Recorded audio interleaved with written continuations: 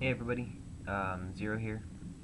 I'm just making a video because I made a video a while ago about the PSP Go, and then I made a follow-up video to it, just adding some more stuff. Um, and on both videos, I got lots of comments from people that were pretty much the same comment, asking whether or not it was worth it to get the Go. Pretty much everybody said the same thing exactly. They just said, like, is it worth it? Should I get it? And I answered each comment individually, but just in case I end up getting more of those questions, I'm going to put this video up, kind of answering that right now. I know I bought one, and I know I made a video showing what it looks like, but that was more of like an unboxing video because I'm a collector of like gadgets and stuff. Um, but that doesn't mean that it's awesome and that I bought one because they're cool. Do I recommend it? No. I don't think anybody should get a PSP Go. And I'm going to tell you why. And they, in the new issue of Game Informer, they kind of cover this twice. Once in the letters column, and then again later in the magazine there's an entire article on the PSP Go. But I'm just going to read you the letters column because it's shorter and quicker.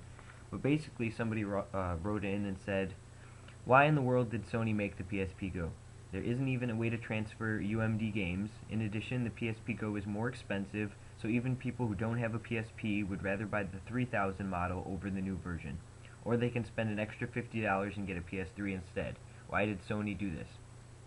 And Game Informer's response was, "Sony probably believes there was some untapped demographic that was interested in the redesigned handheld. We can't imagine the kind of gamer for whom the PSP Go is a worthwhile product. With the download-only titles sporting no compatibility with previously released UMD games, the system isn't for serious gamers. With the higher price point, it isn't for new PSP adopters. For music and movies, it can't compete with the iPod. And all we could come up with is this: if you have a surplus of money and a deficit of common sense, the PSP Go is for you." Ouch, burn. And as if that wasn't bad enough, as I told you, there's like an entire article in here somewhere about the PSP where they confront like the makers of it and they ask like, what the hell is the point of this? Basically, to sum it up, the pluses of the PSP Go, like the positives, are it's smaller and it looks sexy. It's nice to like have to show off to people. The negatives are absolutely everything else. As I kind of mentioned in my previous videos, the button placement is awkward. The button sizes and shapes are uncomfortable on your fingers. The screen is smaller. Everything's digital, which means that you have to buy all the games from the PlayStation Store, which means there's no competition, so Sony sets their own prices. And they overcharge on all the games that are up there. So instead of going to a game store and buying like a used game or even a new one for like $10, they're like $40 on the PlayStation Network. So the games are overpriced. The downloads take forever, about an hour per game, and you can't do anything else while you're downloading. They didn't even put background downloading on, which is something that the PS3 has been able to do forever. So you can't go and listen to a song or do anything else while it's downloading. And if the download gets interrupted, it won't even resume from where it was. You have to start completely over again. It's just completely not user-friendly. As I said, the buttons, the battery life, I'm not too sure about. It's either the same or less than the other PSPs. And the price, $250. In some countries like Europe, they've already cut the price by like a significant amount just because it's not selling. Um,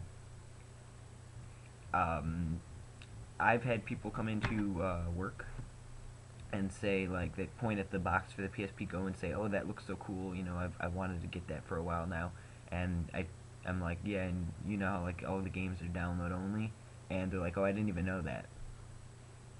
So Sony has done a terrible job of marketing. I don't think they've marketed for the PSP Go at all. I haven't seen any commercials for it. The only reason I knew about it is because of magazines and websites reporting on it. Nothing from Sony themselves, and they've just done a bad job of pricing it, targeting it towards a certain demographic, and making it easily accessible and convenient to use. It's just I think they even gave like a UMD program to like the people in Europe so that they could like get some of their games back, and they didn't do that over here, so they just screwed us over. But yeah, if you haven't like gotten the point already, basically the PSP Go sucks. It's $250 when you can get a PSP 3000 for much less than that, almost $100 less than that. Get a new one or a used one, doesn't even matter. Or $50 more gets you a PS3. That's just like sad. The Go is just a tiny little system that does less than the PSP 3000 does, and why anybody would pay $250 for it, I don't know. I know I did, but I like to collect things when they first come out, but I can't even show you my Go right now because I don't have it. I sold it. I got rid of it.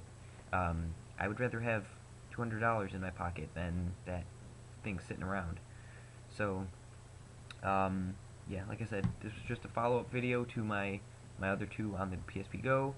I always like to get things when they first come out and give them a try, so I can kind of write my own reviews on them and just try them out for myself.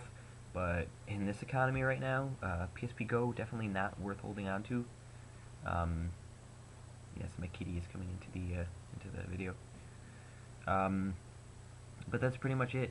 For all you people that have been commenting and saying, is it worth it? Should I get one? Should I get one for Christmas? Should I get one for my birthday? No. Don't get one. Get the PSP 3000. You'll be way better off. You'll be glad you did. And that's pretty much all there is to say about that. See you later, guys.